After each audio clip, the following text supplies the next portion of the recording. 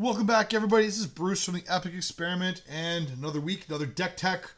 This week, we're bringing something that's kind of in the spirit of all this Dragonstorm stuff. We're going back to the original Khans of Tarkir, and we're looking at Sidisi Brood Tyrant. So Sidisi is a black, a green, and a blue. So she's a Sultai-colored commander. She's 3/3, legendary creature, Naga Shaman. Whenever Sidisi Brood Tyrant enters the battlefield or attacks, put the top 3 cards of your library into your graveyard. Whenever one or more creature cards are put into your graveyard from your library, put a 2/2 black zombie creature token onto the battlefield.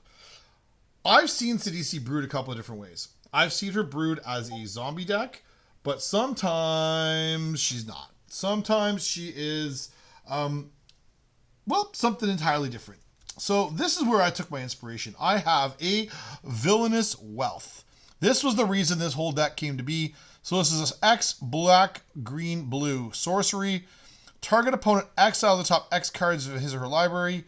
You may cast any number of non-land cards with converted mana cost X or less from among them without paying their mana cost. This card is unbelievable, and hard to believe it was printed 10 plus years ago.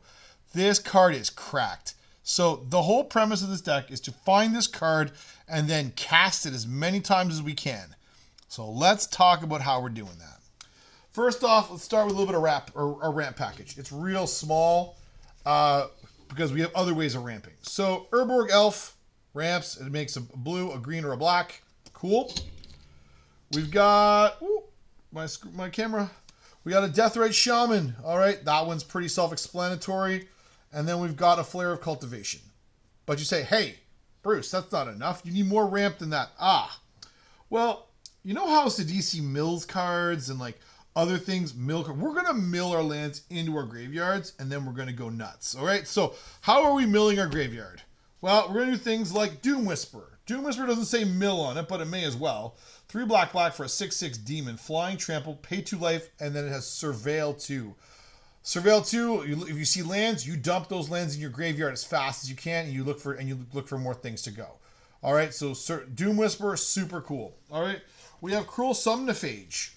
Cruel Somniphage is from Wilds of Eldraine. It's an adventure, so you can pay for 1 and a black for a star creature. But more importantly, 1 and a blue sorcery. It's called Can't Wake Up. Target player mills 4 cards. You are targeting your own yard all the time. Stitcher Supplier, let's just dump some stuff in our bin. Sounds good to me. We've got a Urborg Lurgoyf. Urborg Lurgoyf is a great way to mill some more cards in your graveyard with those kicker costs. Then we have Angel of Suffering. We have a 3 black for a 5/3 flying Nightmare Angel. If damage rebelled to you, prevent that much damage and mill twice that many cards. Oh, that's just music to my ears. And then we've got Golgari Grave Troll. So 5 and a black, 0/0 Troll Skeleton. Golgari Grave Troll enters the battlefield with a +1/+1 counter for each creature card in your graveyard. Then 1, remove a +1/+1 counter from Golgari Grave Troll, regenerate Golgari Grave Troll. None of that is exciting. What is exciting is Dredge 6. So instead of drawing a card, you can instead dredge 6 cards. So put the top 6 cards of your library into your graveyard and then put this back in your hand. This Golgari Grave Troll might be one of the best cards in this deck to help you turn over your stuff. Okay, so now that I've got all my lands in my graveyard, what am I doing? How am I getting it all back? Well, we've got a bunch of different effects we do that. We've got things like a Perennial Behemoth and a Ramanap Excavator. These are Crucible of the World effects on creatures that allow you to play land cards from your graveyard. Okay, cool. But that's kind of slow. Let's go faster. Let's put all the lands in my graveyard back into my into battlefield. So, Aftermath Analyst, Lumra, Bellow of the Woods, Splendid Reclamation, and World Shaper, all in one way or another, put all the lands from my graveyard back into play. I have put 10, 12, 15, 18 lands into play in a single fell swoop with these cards. That's how you ramp, baby. That's going to get you there. All right. Now, let's talk about how we're going to draw cards to make sure we draw the stuff we need. We have lots of card draw in this deck. We are going to be doing the Muldrifter. Enough said. We should all know Muldrifter this time.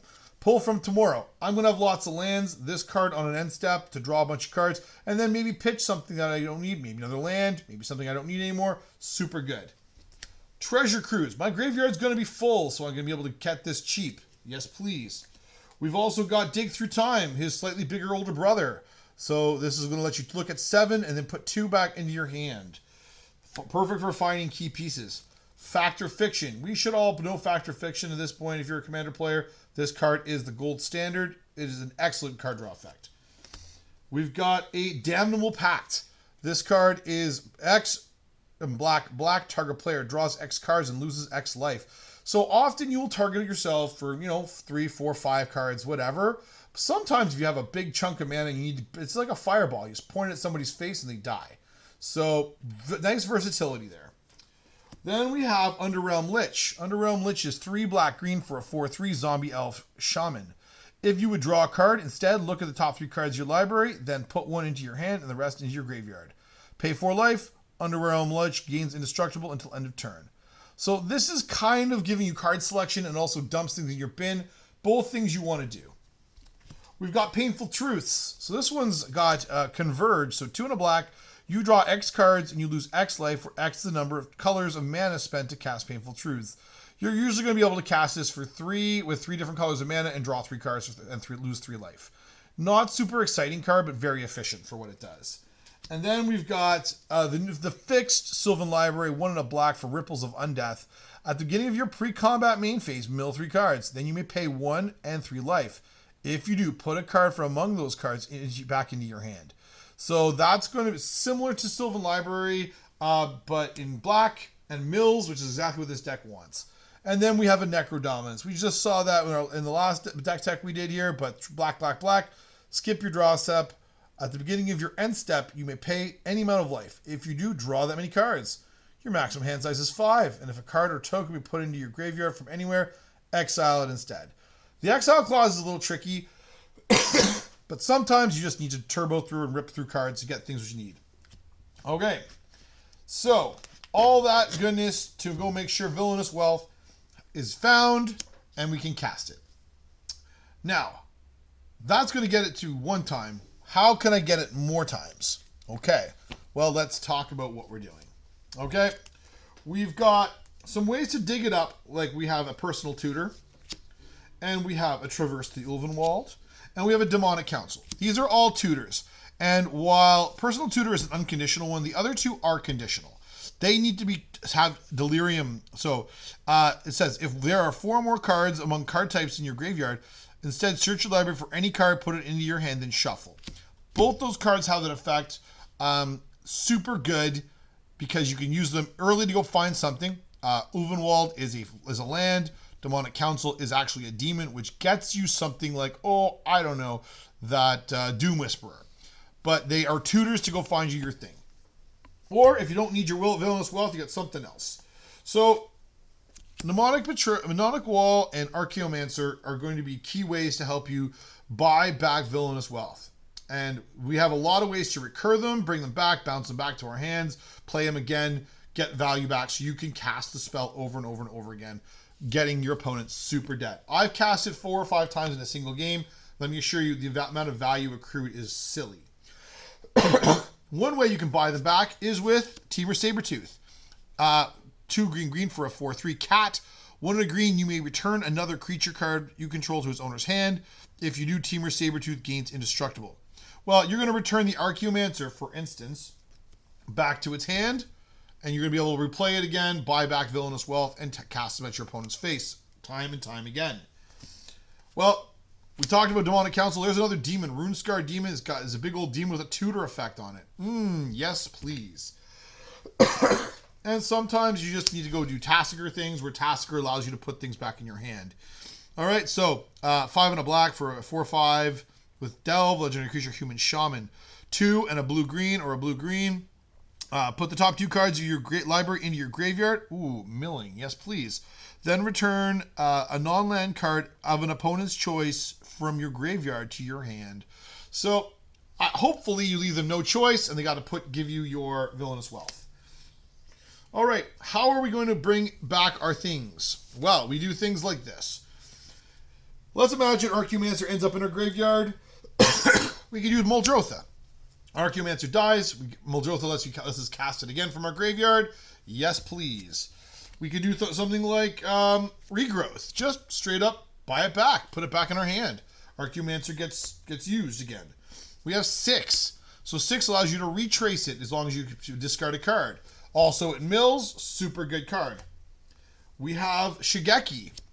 Shigeki has an ability down here at the bottom where you can channel it. An XX green, discard Shigeki, return X target non-legendary cards from your graveyard to your hand. That may as well read, bring back Villainous Wealth to your hand. Sounds good to me. We've got Liliana's Death Majesty. The only ability that matters here is the -3. Return target creature card from your graveyard to the battlefield. That creature is a black zombie in addition to its other types. So you go and bring back the Archaeomancer or the Mnemonic Wall. Villainous Wealth gets bought back. We've got a Takenuma. Takenuma does the same thing. Let us get our thing back. Super good. Colossal Sky Turtle. Same thing. Got a channel ability. And then 1 in a blue, discard Colossal Sky Turtle, return target creature to its owner's hand. You could bounce the Archaeomancer back to your hand, or 2 green, discard Colossal Sky Turtle, return target card from your graveyard to your hand. So if it's dead, you could do a good work. And then Seasons Pass is a mass effect to let you do a whole bunch of that. All right. Then, as if that wasn't enough, we've got this little guy here. We've got a Deadeye Navigator. This combos with an Archaeomancer, or it combos with a Mnemonic Wall, or it combos with something like, I don't know, a Gonti, or a Peregrine Drake, or a Reclamation Sage, or a Hornet Queen. All these creatures combo with it super duper well to blink and make a whole lot of value for you. We've talked about it before, but this is an infinite mana combo where you have the Peregrine Drake and the Deadeye Navigator. So you're going to have big mana, and you're going to be able to fire something at your opponent's face. Let's talk about how we're not going to die, because it's super important that we do not die so we can make sure we can fire Villainous Wealth off a lot. We want to get this to the late game. We've got it, Undead Butler's a mill effect, but Thrashing Brontodon here just kills an enchantment or an artifact, and since you can recur so many things, if you need to kill some more, you can do it with Brontodon. Golgari Charm, make sure your things can regenerate if they try to kill them or wipe the board. Noxious Gearhulk, creature that I can recur, I can blink, I can do lots of things with. Very useful effect. Love it. Similarly, we have Necrotol, and we also have a Ravenous Chupacabra, which all fit in the same sort of mold of enters the battlefield, kill a thing dead. Okay, we've got a Culling Ritual. This thing is super cracked. So 2 black-green for a sorcery. Destroy each non-land permanent with mana value 2 or less. Add black or a green for each permanent destroyed this way. There aren't that many permanents in this deck that are triggered by this, but you can kill a lot of your opponent's stuff. Hero's Downfall, kill a thing.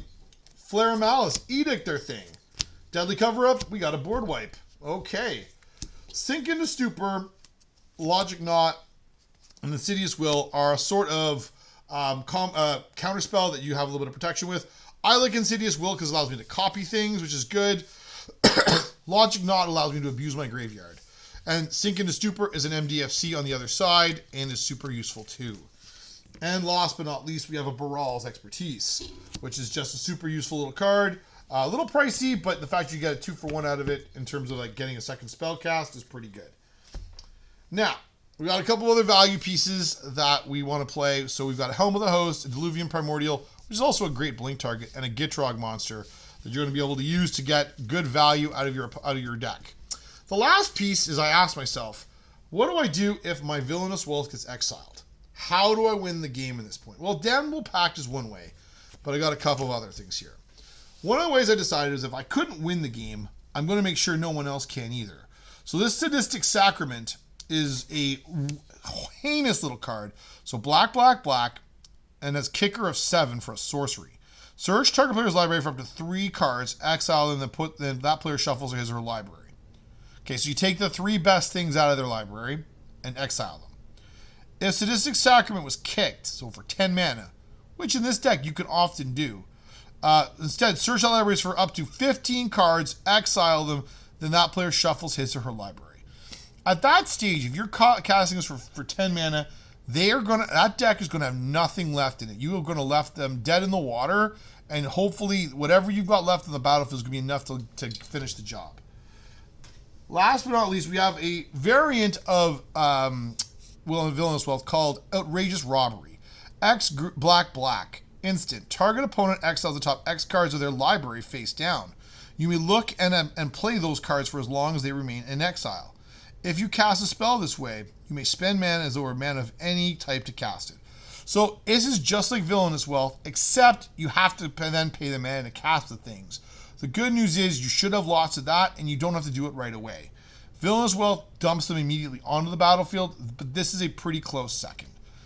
The deck is good fun, everybody. One of my favorite decks. I've had this one for years. You can probably see the holdover from lots of old cards, but I don't get to play it very often. Most players get a little salty with this sort of thing, and they don't really like me stealing all their cards and beating them to death with them.